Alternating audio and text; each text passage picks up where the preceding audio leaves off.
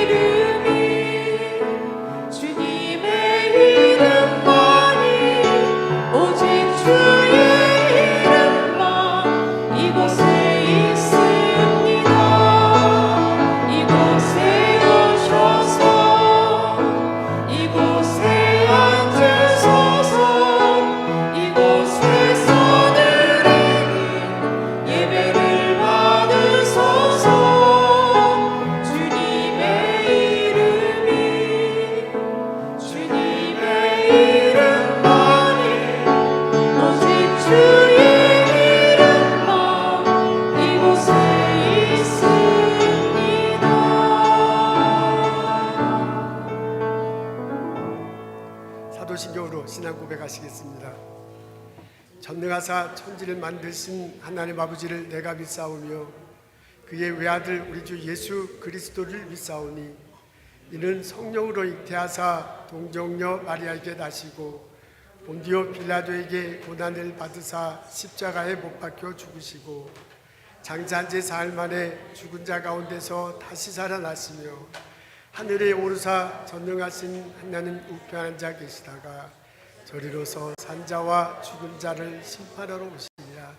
성령을 믿사오며 거룩한 공예와 성도가 서로 교통하는 것과 죄를 사하여 주시는 것과 몸이 다시 사는 것과 영원히 사는 것을 내가 믿사옵나이다. 아멘.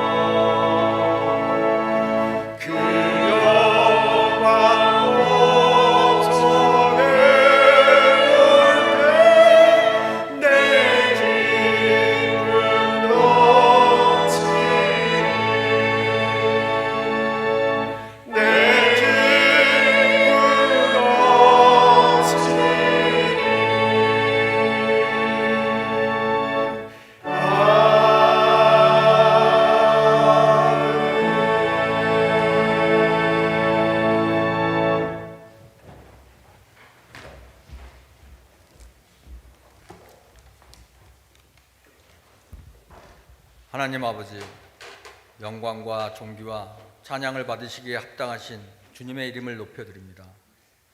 이 거룩한 주일, 우리를 예배의 자리로 인도하여 주시고 마음과 뜻과 정성을 다해 하나님을 예배할 수 있도록 은혜 베풀어 주심에 감사드립니다. 지난 한 주간도 저희를 수많은 위험과 유혹 가운데서도 주님의 손길로 보호하시며 인도하신 하나님의 신실하신 사랑에 감사드립니다. 무엇보다도 저희를 구원하시기 위해 독생자 예수 그리스도를 이 땅에 보내시고 십자가의 사랑으로 저희를 자녀 삼아 주신 그 은혜에 깊이 감사드립니다. 주님, 저희의 삶에는 때로 고통과 어려움이 찾아오고 절망의 시기를 지나기도 하지만 주님이 우리와 항상 함께 하셨고 깊은 어둠 속에서도 주님의 음성을 듣게 하시고 희망을 보게 하셨으며 저희를 다시 일으켜 세워주셨습니다. 보잘것없는 우리를 여전히 사랑하시는 주님을 신뢰하며 저희가 흔들림 없이 믿음으로 나아가게 하셨음을 감사합니다.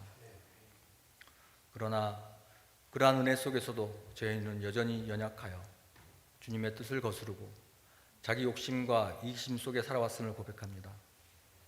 말로 짓고 생각으로 짓고 행동으로 지은 저희의 모든 죄를 이 시간 주님 앞에 회개하오니 주여 긍휼을 베푸사 저희의 모든 허물과 죄악을 예수 그리스도의 보혈로 깨끗하게 씻어주시고 다시 주님의 뜻대로 살 수 있는 힘과 지혜를 허락하여 주시옵소서. 이 시간 우리 성령왕교회 그리고 세상의 모든 교회를 위해 기도드립니다. 이 땅의 모든 성도들이 하나님의 말씀에 굳건히 서게 하시고 세상의 빛과 소금으로 살아가게 하소서. 특별히 복음의 사명을 감당하는 모든 사역자들과 선교사님들에게 지혜와 능력을 더하시고 낙심하지 않도록 위로와 은혜를 부어 주시옵소서. 세상의 어둠 가운데 하나님의 나라가 확장되도록 주님의 도우심과 역사하심이 항상 함께하게 하시옵소서. 이 예배가 오직 하나님 한 분만을 높이고 영화롭게 하는 거룩한 시간이 되게 하시고 말씀을 전하시는 목사님에게 성령의 충만함을 더하셔서 우리 모두가 하나님의 뜻을 깊이 깨닫고 우리의 삶 속에서 실천하게 하옵소서. 감사드리며 우리의 구주 예수 그리스도의 이름으로 기도드립니다. 아멘.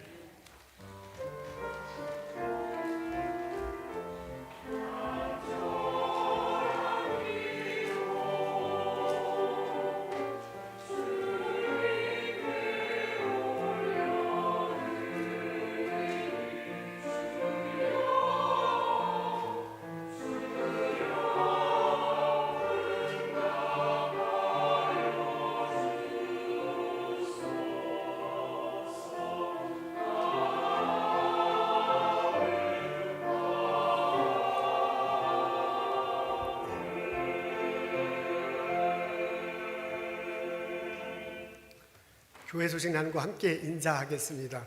뉴잉글랜드 연회 여성교회 연합회에서 선교 걷기 행사를 한다고 합니다. 뉴햄프셔 뉴캐슬에 있는 그레이트 아일랜드 커먼 파크에서 걷는다고 하는군요. 5월 31일 오전 10시부터 오후 1시까지라고 합니다. 이 선교 걷기 대회를 하고 그리고 선교원들 모집하는데 그 모집한 헌금은 우크라이나에 있는 하우스 오브 컴패션에 전달된다고 합니다. 고아와 취약자들을 위해서 사용된다고 하는군요. 많은 분들 관심 갖고 참여해 주시면 고맙겠습니다. 유스그룹 이번에 10명의 학생들이 졸업합니다. 크리스티나, 데니얼, 아유린, 질리안, 지유죠. 조이, 이안, 민재, 폴, 그리고 발레리가 맞는데 우리 중국계 아메리칸인데 아주 꾸준히 참석했어요. 발레리라는 학생. 그래서 10명이 이제 졸업을 하는군요. 그 졸업한 학생들 축하하는 모임을 갖습니다. 6월 7일 날 토요일 저녁 5시에 마틴 홀에서 합니다. 지금 학부모님들 많이 관여하시고 그리고 음식 준비하고 격려하는 것 알고 있습니다. 그 좋은 모임 되기를 바랍니다. 그때 이제 그 졸업하는 학생들이 자기가 그 중고등학교 이 교회 지내면서 그리고 학교 생활하면서 어떤 마음이었는지를 말하는데 그 시간이 참 마음의 격려가 되고 은혜가 되는 시간이에요. 여러분들 그 부모님들, 학생들 부모님도 참석하면 우리 자녀들이 앞으로 어떻게 나갈 것인지, 어떻게 중고등부 생활하는지를 많이 엿볼 수 있을 것입니다. 이게 이제 시니어들을 위한 뱅쿠이시지만은 중고등부 학생들 그리고 부모님들 다 참석할 수 있습니다. 여러분 많이 참석해 주시면 참 고맙겠습니다. 6월 15일 날 야외 예배 드립니다. 오전 10시 30분이에요. 좀 더 그 소식은 나중에 전하겠습니다. 여선교회에서 수련회를 한다는군요. 하나님의 딸 나답게 살아가기라는 게 주제라고 합니다. 6월 27일 금요일부터 28일 토요일까지 합니다. 그 훅셋에 있는 수련회 센터에서 합니다. 뉴햄프셔에 있는. 우리 자세한 소식은 여선교회를 통해서 여러분에게 전해질 텐데 많은 분들 참석하시면 참 좋겠습니다. 우리 좀 아쉬운 소식도 있습니다. 우리 조영웅 집사님 우리 교회 오랫동안 신앙생활을 했는데 나사렛 교회 피아노 반주자로 가게 됐다고 합니다. 우리 나사렛 교회는 저희 교회 중고등부 그 행사를 저희 교회가 꾸준히 같이 해요. 15년 동안 같이 지내는 형제자매 같은 교회인데 그곳에 이제 목사님이 한국 가셨어요. 그래서 이제 반주자가 되었는데 아마 우리 조영웅 집사님에게 요청이 왔는 듯합니다. 그래서 집사님이 하나님의 부르심으로 여기고 가서 반주한다고 합니다. 집사님 잠깐 일어서시죠. 우리 아쉽지만 우리 박수로 격려하면 좋겠습니다.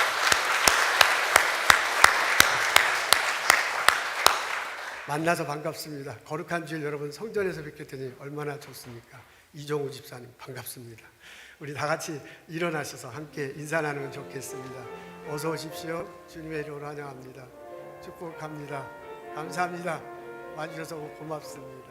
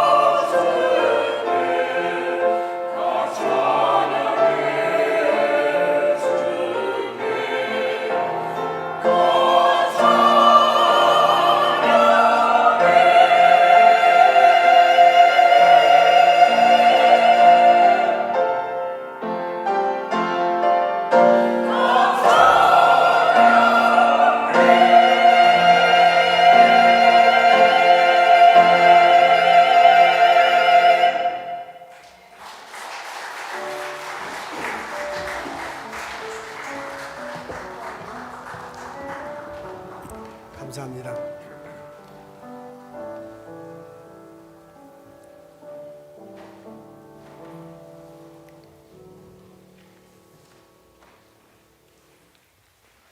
오늘 저희들 읽은 말씀은 고린도전서에 있는 말씀입니다.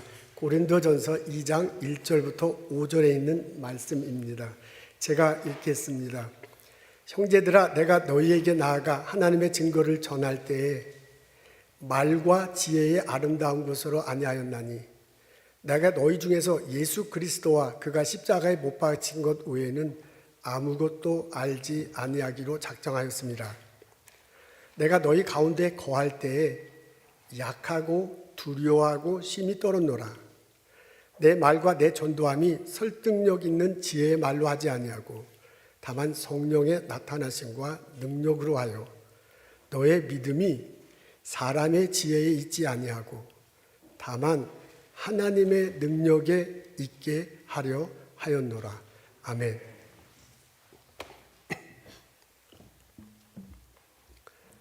사도 바울이 2차 전도 여행 중에 아덴에 들렸습니다. 오늘날의 그리스 수도 아테네입니다. 아테는 그 당시에 학문의 중심지였어요. 군사와 정치의 중심지는 로마였지만 학문에 있어서는 아덴이 훨씬 앞섰습니다. 아덴에 거주하는 사람들은 소크라테스를 비롯한 철학자의 가르침에 매우 익숙해져 있었어요. 심지어는 로마의 귀족, 자제들은 어렸을 때 그리스에서 선생님을 모셔다가 공부를 하고 어느 정도 성장한 다음에는 아덴을 중심한 그리스에 가서 유학을 가는 것이 일반 행사였습니다. 그런 도시 아덴에 바울이 갔습니다. 아레오파고라는 광장이 있다고 하는군요. 그곳에 갔더니 사람들이 많이 모여 있어요. 여러 가지 우상들이 있는데 그 우상 이름 중에는 자기가 잘 알지 못하는 신에게 라는 이름도 있는 그런 여러 우상들이 있었습니다. 그것을 보고서 바울이 격분했다고 적혀져 있네요. 그리고 거기서 하나님 말씀을 전하고 사람들과 함께 토론을 했습니다. 하나님께서 이 세상을 만드셨습니다. 우리는 하나님의 자녀입니다. 하나님의 사랑을 받고 사는 사람들입니다. 하나님은 여러분이 우상을 만들어서 섬길 수 있는 그런 존재가 아닙니다. 그 하나님이 예수를 보내셨습니다. 그분이 십자가에 달려 돌아가심을 통해서 우리가 구원을 얻을 수 있습니다. 라는 내용의 말씀을 전합니다. 그 내용의 말씀을 전하고 난 다음에 사람들과 함께 토론을 했다고 해요. 근데 그 토론이 아주 격렬한 토론인 듯 합니다. 사람들이 합니다. 그 아덴에 있는 사람은 철학자의 가르침에 익숙해요. 그리고 새 것을 배우는 걸 즐겨하는 사람들이야. 그래서 새로운 지식이 있을 땐 모여서 배우고 아침부터 저녁까지 토론하기를 아주 즐겨하는 그런 사람이었다고 합니다. 그런 사람들과 함께 아주 그냥 계속해서 자신이 전한 말씀에 대해서 토론을 합니다. 바울이 히라보를 아주 잘했다고 하는군요. 바울이 학문적 깊이가 있었다고 하는군요. 바울의 그 지식과 지혜가 이 사람들과 막 견줄 때 결코 떨어지지 않았습니다. 그래서 막 말을 굉장히 잘했는가 봐. 사도행전에 보면 이 말쟁이가 무슨 말을 하는지 한번 들어보자 라고 해서 사람들이 점점점 많이 모였다고 하니까 얼마나 이 사람이 기세 좋게 토론에 참석했는지 알 수 있습니다. 반응은 뜨거웠습니다. 그러나 결과는 참담했습니다. 많은 사람들이요, 이 바울의 가르침을 듣더니 조롱합니다. 그 중에 어떤 사람은 다음에 또 만나서 한번 얘기해 봅시다. 요 정도 수준의 반응을 보이고요. 아주 극히 적은 사람들이 바울을 통해서 예수를 알고 믿게 되었다고 합니다. 근데 그 믿게 된 소수의 사람들, 그 사람들에 의해서 교회가 세워지지는 못했습니다. 바울이 지중해에 펼쳐진 여러 도시, 그때 로마 당시에 여러 도시를 계속 돌았거든요. 그리고 그 도시에서 항상 교회가, 거의 대부분 교회가 세워졌습니다. 근데 유독 아덴에서만 교회가 세워지지 못했습니다. 신학학자는 바울이 여기에서는 실패한 것이 아닌가라고 그렇게 평가하는 사람들도 있습니다. 도대체 무슨 일이 있었던 것인가? 왜 다른 데서는 다 교회가 세워졌는데 아덴에서는 교회가 세워지지 않았는가 궁금합니다. 오늘 그 궁금증에 대한 힌트를 오늘 읽은 본문 5절에서 발견할 수 있습니다. 오늘 읽은 본문엔 이렇게 적혀져 있어요. 앞에 있는데 우리 다 같이 읽겠습니다. 시작. 너의 믿음이 사람의 지혜에 있지 아니하고 다만 하나님의 능력에 있게 하려 하였느니라. 바울이 고린도 교인들에게 쓴 편지거든요. 고린도 교인들에게 말씀을 전할 때 나는 이런 마음가짐과 태도로 전했다라고 말하는 내용입니다. 바울이 이렇게 얘기합니다. 하나님의 성령의 하나님의 능력에 있게 하려 했다라고 그렇게 말하고 있어요. 하나님을 알고 하나님이 주시는 능력을 경험하고 믿음을 갖게 하도록 내가 무척 애를 썼다라고 그렇게 바울이 말합니다. 그런 마음가짐과 태도로 고린도 교인들에게 복음을 전했다라고 말하는 내용입니다. 근데 저는 저기서 눈에 띄는 게 뭐냐면 그 앞에 있는 내용이에요. 그 앞에는 이렇게 적혀져 있네요. 사람의 지혜에 있지 아니하고 그랬습니다. 사람들과 토론하고 그 지혜를 경험하면서 믿음에 이르도록 하지 않았다라고 그렇게 말하는 내용입니다. 여러분 흥미있지 않습니까? 이건 고린도 교인들에게 쓴 편지예요. 그래서 고린도 교인들에게 나는 이런 마음과 이런 태도로 말씀을 전했다라고 말하면 되지, 거기다가 덧붙여서 이런 식으로 안 했다라고 말하는 거거든요. 바로 거기에서 힌트를 얻을 수 있습니다. 고린도 교회 가기 전에 바울은 아덴에 있었습니다. 그 아덴에서 복음 전파에 실패하는 경험을 겪습니다. 왜 실패했는가? 아마 저래서 그랬을 거다라고 답을 찾을 수 있습니다. 바울은 아텐에서 사람의 지혜에 의지하면서 복음을 전했을 것입니다.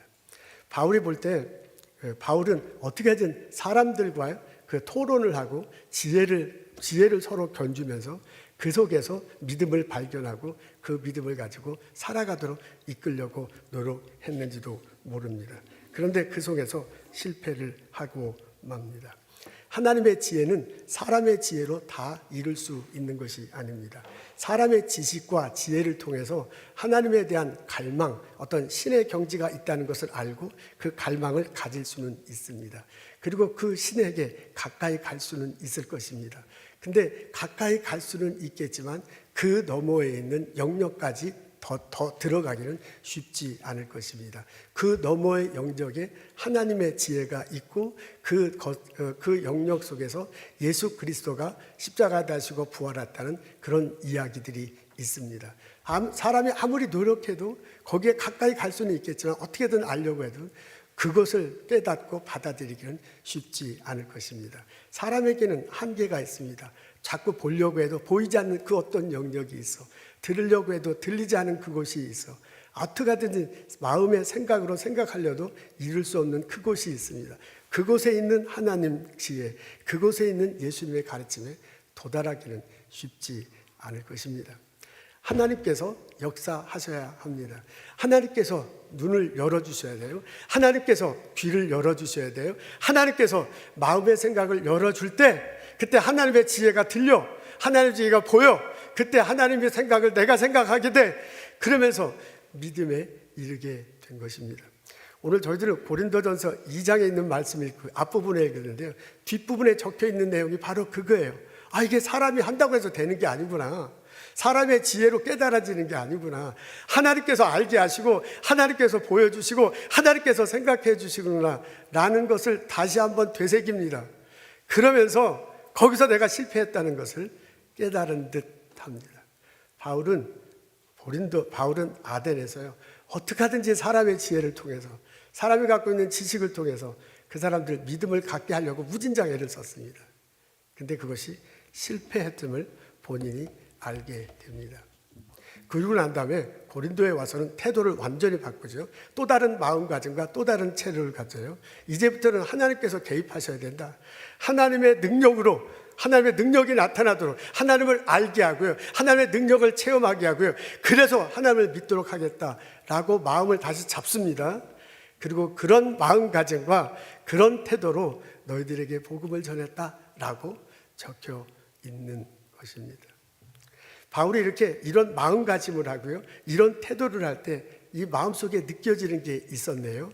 그게 뭐냐면 두렵고 떨리는 거야. 하나님의 말씀을 전할 때 저 사람이 예수를 믿게 되는 것은 내가 해서 되는 게 아니구나. 하나님께서 역사하셔도 되는구나. 하나님께서 개입하시는구나 라는 것을 알고 그렇게 실천할 때 자기 마음속엔 두려움이 생겼대요. 자기 마음속엔 떨림이 생겼대요.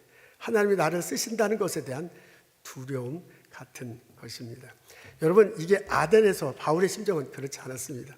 아덴에서 바울의 심정은 격분했다고 그랬어요. 이 사람들이 우상을 섬기고 있다니 이러면 안 되는데 내가 알고 있는 거 막 가르쳐줘야 되지 하면서 밀어붙이는 마음이었어요. 그래서 그때 마음은 격분했다고 해요.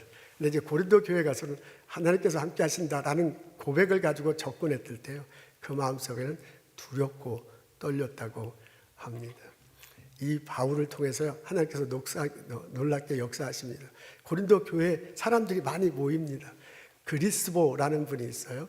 고린도 지역에 회당이 있었고 그 회당장인데 그 회당장과 가족들이 다 나와서 예수를 믿게 됩니다. 그리고 또 많은 사람들이 예수를 접하게 됩니다. 그래서 그분들을 통해서 고린도 교회에 교회를 세울 수 있었습니다. 사람의 지혜에 의지하지 않고 하나님의 능력에 의지하며 말씀을 전했을 때 믿는 이들이 생겨나는 놀라운 역사가 있었습니다. 여러분, 오늘의 본문을 이렇게 읽고 바울의 여정을 곰곰이 생각하더라면 그려지는 그림이 있습니다. 앞에 이런 식으로 정돈이 됩니다.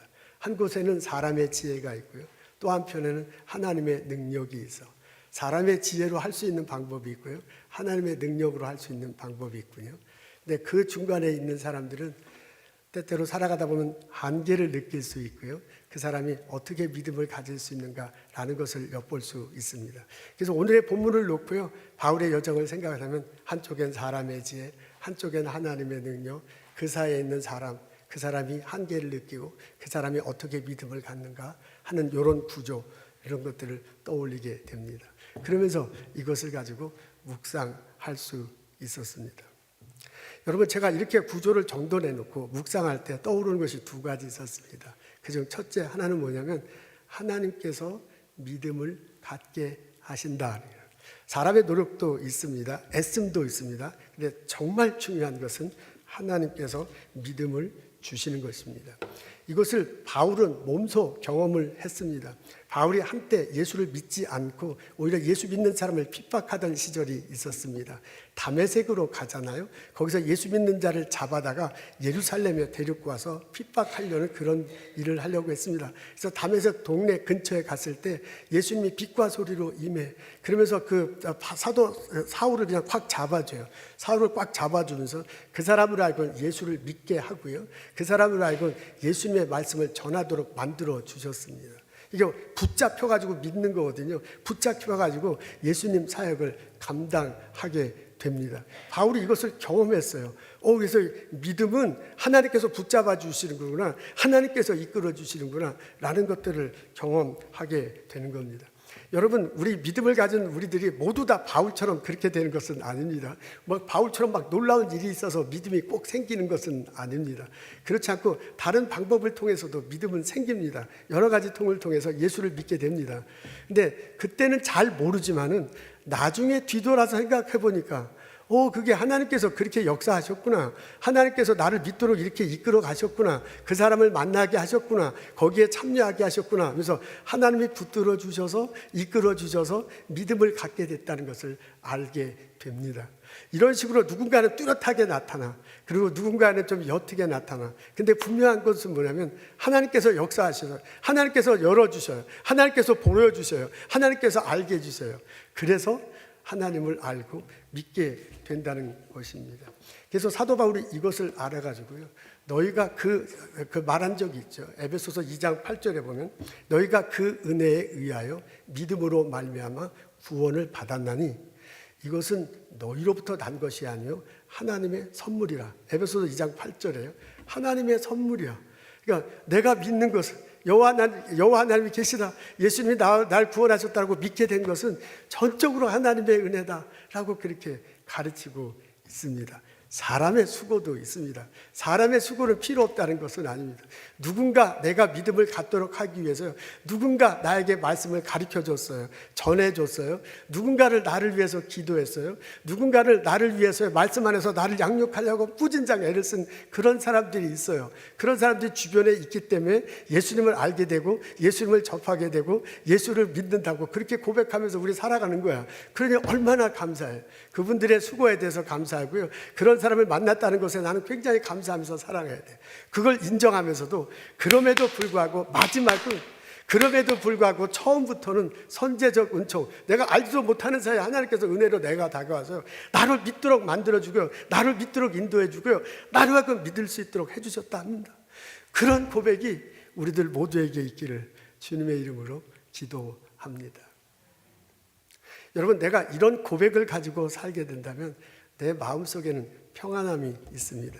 특히 말씀을 전하는 이런 사역을 하는 사람들은 이런 고백과 함께 평안함을 가질 수 있습니다.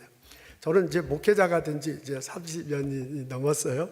그리고 이제 설교를 한 지도 이제 그렇게 됐는데 아직도 설교를 하는 것이 무척 부담스럽습니다.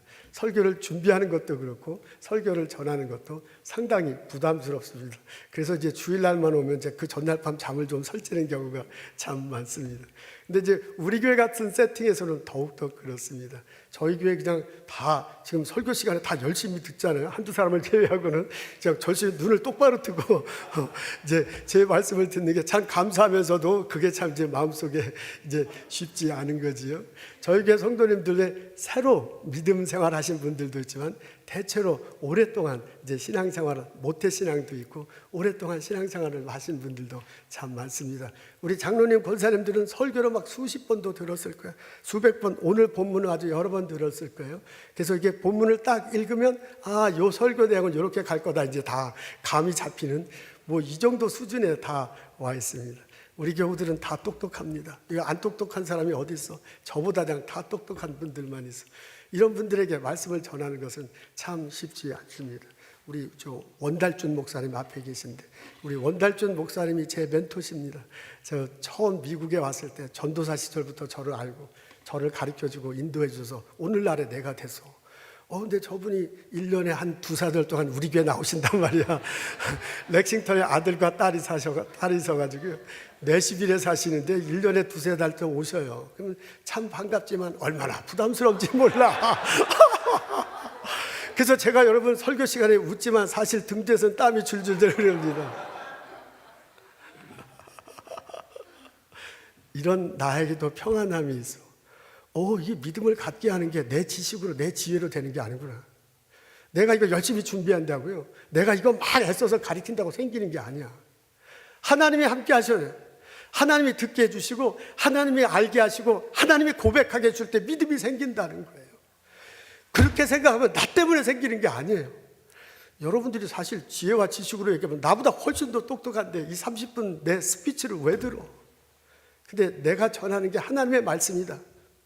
저분이 성령에 덧입혀서 전한다고 고백하기 때문에 감히 나도 전할 수 있는 거고 감히 여러분들도 시간 내서 내 말을 듣는 거 아니에요.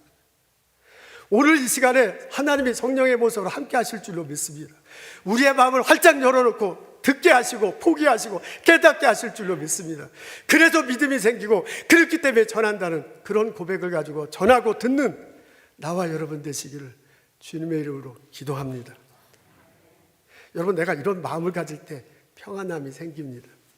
그러면서 또한 두렵고 떨리는 마음이 생깁니다. 이게 내가 준비해서 내가 전하는 게 아니거든요. 하나님께서 나를 사용하셔서 나를 통해서 이렇게 전하는 거예요. 그러니까 하나님이 함께 하신다고 생각하면 그분 앞에 서 있는 나의 부족함이 보여요. 그래서 두렵고 떨리는 마음입니다. 그러니까 목회자로서 저는요, 한편으로는 이 말을 의지할 때 평안함이 있어. 그러나 또 한편으로 생각할 때는 두렵고 떨리는 마음이 있어요. 그 마음 가지고 말씀 사역을 합니다. 저는 이 말씀을 준비하면서 우리 교회 성도들 중에 말씀을 전하는 사역을 감당하시는 분들이 동일한 마음으로 하기를 원합니다. 여러분, 우리 교회 주일학교 선생님들이 있어. 유아부 가르치는 선생님, 초등부 가르치는 선생님, 중고등부 선생님들 있습니다. 우리 교회 속회 인도자들 있습니다. 여러분 성경 공부 저희들 체계적으로 하고 있는데 그 시스템을 통해서 성경 공부 가르치는 인도하시는 우리 집사님, 권사님들, 장로님들 계십니다. 우리 전도사님들, 목사님들 계십니다. 이분들이 이 동일한 마음이었으면 참 좋겠어요. 내가 어떻게 막 애써서 준비해가지고 이분이 믿음을 갖게 안다는 걸 깨닫게 되면 그 말씀을 준비하는 과정 속에서 평안함이 있어요. 예수님이 함께 하셔서 예수님이 함께 하신다는 그런 평안함이야. 그와 동시에 이 두렵고 떨리는 마음, 내가 뭐라고 이 하나님의 말씀을, 이 말씀 때문에 생명이 바뀌는데 내가 속해서 가르치는 이 내용, 전하는 내용, 내가 성경 공부해서 가르치는 내용을 이분들이 들어서 삶이 변화된 것을 목표로 하고 지금 하고 있잖아요. 내가 누군데 감히 그런 사역을 할 수 있어요. 하나님께서 주신 이거야말로 오퍼튜너티야. 하나님께서 주신 아주 귀한 기회야. 그렇게 그 하나님께서 성령의 모습과 함께 하는 거예요. 이렇게 생각하면 두렵고 떨릴 수밖에 없어요. 말씀 전하고 말씀 가르치는 사역은요, 처음에 평화로워요. 하나님이 함께 하시니. 그러면서도 또한 두렵고 떨리는 마음이 있습니다. 저는 기도합니다. 우리 주일학교 선생님들이, 우리 중고등학교 선생님들이, 전도사님, 장로님, 전도사님, 목사님이요, 이런 마음으로 학생들 가르치기를 원해요. 그때 하나님께서 역사하실 줄로 믿습니다. 우리 자녀들 마음이 열리고 자녀들 마음이 들리게 하시고 자녀들 마음이 깨닫게 하셔서 믿음을 갖게 되실 줄로 믿습니다. 이런 은혜가, 이런 은총이 우리 성령학교에 일어나기를 주님의 이름으로 축원합니다. 아멘. 두 번째, 우리들이 느낄 수 있는 것은 하나님께서 한계를 넘게 하신다는 것입니다. 바울이 한계에 도착했습니다. 바울이 아주 잘 될 줄 알았어요. 아덴에서요. 바울은 상당히 똑똑한 사람입니다. 다소에서요 태어났습니다. 지금은 아주 그냥 시골 동네 같이 보이지만 로마 시대 때는 다소가 큰 도시였습니다. 거기서 자라면서요 잘 배웠어요. 로마의 문화 문명에 아주 익숙한 사람입니다. 가말리엘 문화에서 배웠다고 합니다. 당대 최고의 율법학자예요. 그 사람의 제자입니다. 이분 쓴 바울 문서를 보면요 얼마나 학문의 깊이가 있는지를 우리 모두 다 알 수 있습니다. 바울이 지금으로 따지면 아이비리그에서 박사학위를 받는 뭐 그런 수준의 사람입니다. 가진 게 많은 사람이에요. 그래서요 그걸 다 해서 어떻게 하든지 막 사람들과 토론해가지고 이 사람들로 이기는 거, 토론해서 내가 이기는 거죠. 그래서 저 사람을 믿게 하려고 무진장 애를 썼어. 근데 이게 안 된다는 것을 알게 돼요. 그 사람의 한계를 도착한 거예요. 그래서 자기의 부족함을 알게 돼요. 근데 바울의 장점이 뭐냐면 자기가 무엇을 잘못된 것을 분명히 깨닫고요. 하나님에게 나가요. 그리고 하나님의 능력에 의지해요. 오늘 본문 읽은 게 바로 그거예요. 나에게 한계가 있구나. 나는 이런 부족함이 있구나. 하나님이 필요하다. 그래서 하나님의 능력에 의지해서 그다음부터는 말씀을 전했다고 합니다.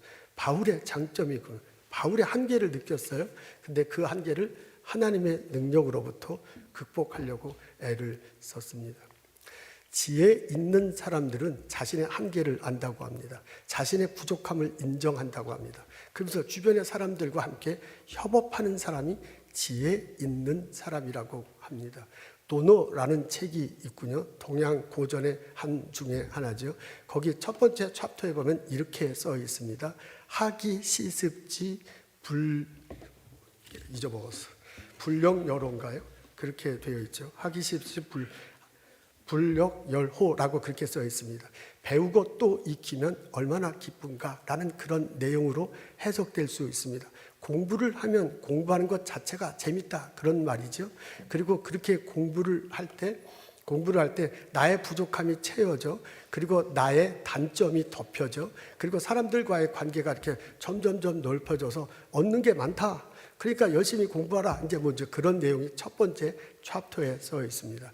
여러분 노노의 마지막 챕터에는 부지명, 무이야, 군자야라고 이렇게 써 있습니다. 부지명, 그 명자가 목숨 명자입니다. 목숨명, 목숨이 끊어지는 날은 있다는 것을 모르면은 그 사람은 군자가 아니다라고 그렇게 해석된다고 해요. 그러니까 군자가 지혜자, 오늘날 치면 지도자잖아요. 지도자들이 꼭 알아야 할 것 중에 하나가 있는 게 뭐냐면 목숨이 언젠가 끊어진다는 겁니다.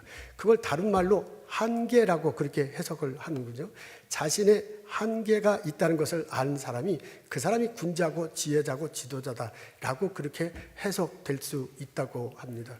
성균관 대학교 유학 동양학과의 신정근 교수라는 분이 있습니다. 그분이 쓴 글을 읽은 거예요. 저는 뭐 논어를 다 읽지는 않지만 그분이 쓴 글을 몇 편 읽었습니다. 그분의 말에 의하자면 이 논어의 핵심 줄거리는 이거예요. 첫 번째, 배우고 배워라. 자꾸 그렇게 얘기하고요. 논어 마지막에 너가 한계가 있다는 것을 알아라. 이렇게 해놓으면서요, 브레이크를 거는 거라요. 그러니까 논어의 핵심 줄거리는 이런 거랍니다. 자꾸 배우고 배우면 스스로 즐거움이 있을 것이고 그런 것들 통해서 지혜와 지식이 이렇게 많이 쌓일 거야. 그러면서 사람과의 관계가 점점점 넓어져. 그래서 지도자로서 너가 하는 일에 좋은 일들이 많이 생길 거래요. 그러나 그것에 한계가 있다는 것을 알아라 라고 적어 놓은 거랍니다. 그래서 논어는 잘 이렇게 점점점 하지만 인간이 브레이크를 걸 수 있도록 마지막에 걸어 놓은 거래요. 그게 이제 저는 뭐 잘 모릅니다. 근데 그 신정근 교수가 쓴 글에 의하자면 그렇습니다. 그러면서 그분의 주장은 이래요. 지도자라면, 이제 군자죠, 거기는. 지도자라면, 지혜자라면 꼭 해야 될 것이 뭐냐면 자신의 한계를 알아야 된다. 자신의 한계를 알고요. 자신의 부족함을 오히려 사람들과 나눌 줄 알아야 된대. 그럴 때 주변의 사람들이 자기를 도와서 더 풍성한 일이 생겨난다 라고 그분이 써요. 그게 논어의 핵심이다. 그분이 그러더라고요. 저는 진짜 그런지는 잘 모르지만 그분의 글을 읽고 참 느껴지는 게 참 많이 있었습니다. 정말 지혜로운 사람은 자신의 한계를 아는 사람이래요. 논어에 그렇게 써 있대요. 그리고 그 사람은 자신의 부족함을 다른 사람들에게 얘기한대요. 그렇게 해서 주변에 있는 사람들이 아, 이 사람이 부족하구나. 그래서 같이 네트워크를 형성하고 같이 협력해서 일을 함을 통해서 놀라운 성과를 만들어 낸다는 겁니다. 그런 성품을 가진 사람이, 그런 태도와 마음 가진 사람이 지도자가 돼야 될 것이라고 해석할 수 있다고 합니다. 제가 그 말을 듣고 그렇구나. 정말 지혜 있는 사람은 자신의 한계를 인정하는 사람이구나. 여러분, 살아가다 보면 우리는 한계에 부딪힙니다. 내가 가진 것 많죠. 내가 할 수 있는 것, 나의 경험이 있어. 나 이렇게 하면 저렇게 되는 거 다 알아. 이렇게 열심히 살아가죠. 우리 그 열심히 살아서 이렇게 살고 있어. 보선에서 우리는 잘 하고 있어요. 그렇지만 아무리 발버둥 쳐도 안 되는 그런 순간이 내게 옵니다.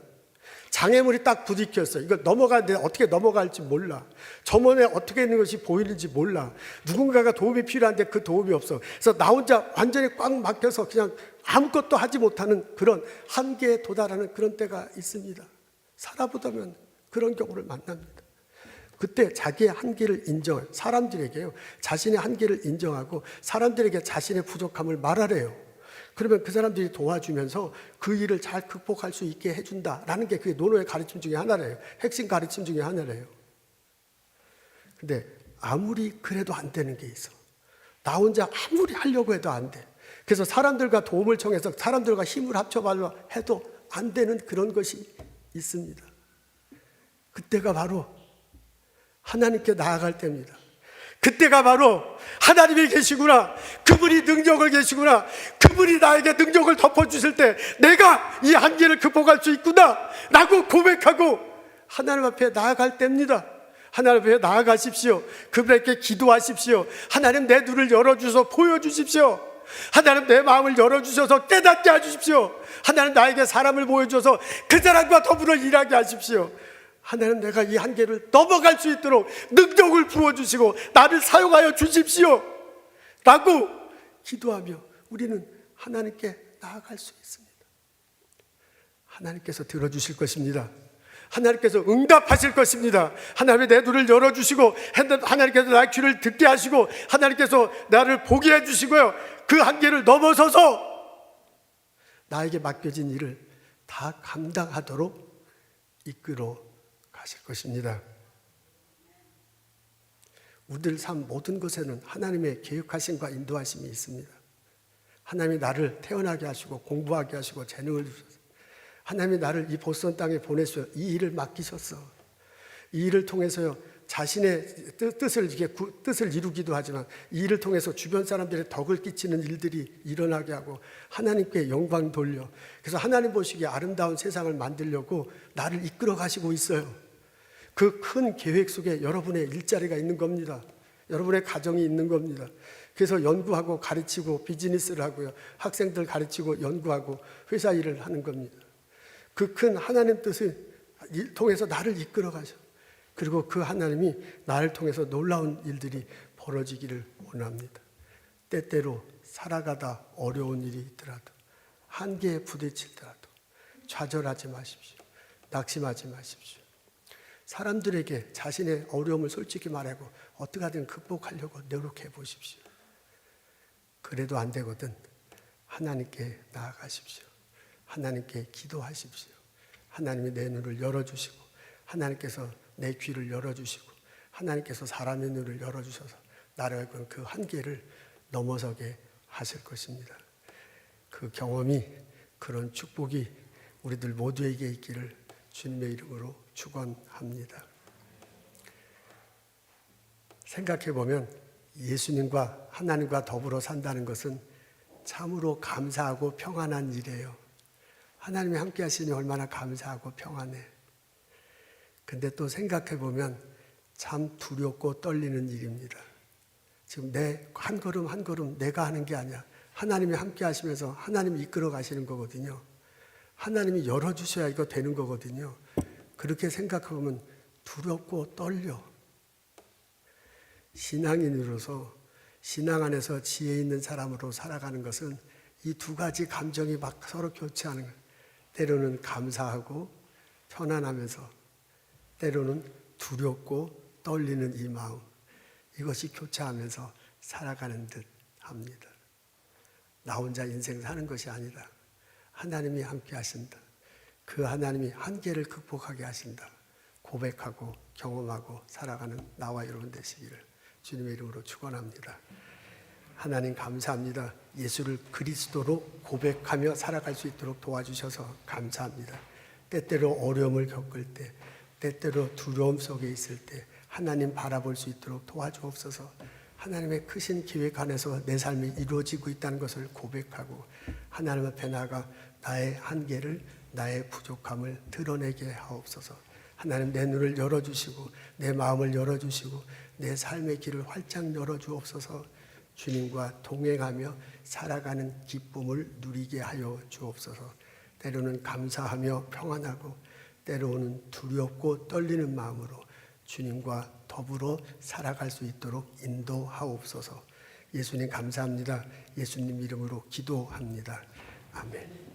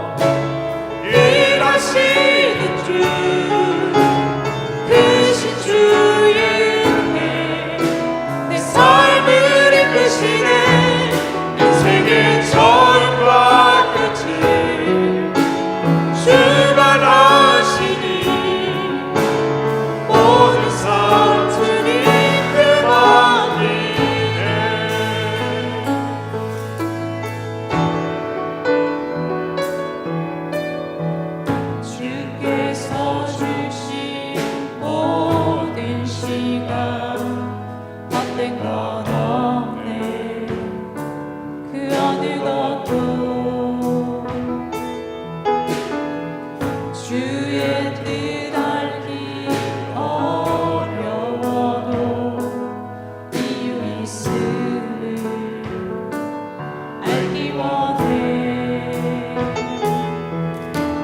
나의 모든 걸음이 주님 안에 있기에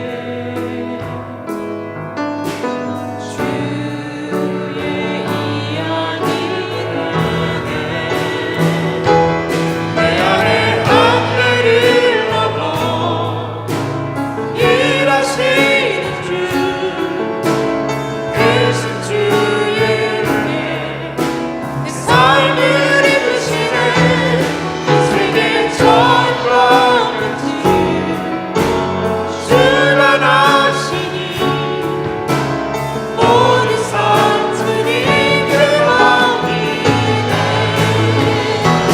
내 안에 한계를 넘어 일하시는 주, 크신 주의 은혜 내 삶을 이끄시네. 세계 전과 끝을 주관하시니 모든 산들이 그 맘이네. 내 안에 한계를 넘어 일하시는 주, 크신 주의 은혜 내 삶을 이끄시네. 세계 전과 끝을 주관하시니 모든 산들이 그 맘이네. 모든 산들이 그 맘이네. 모든 산들이 그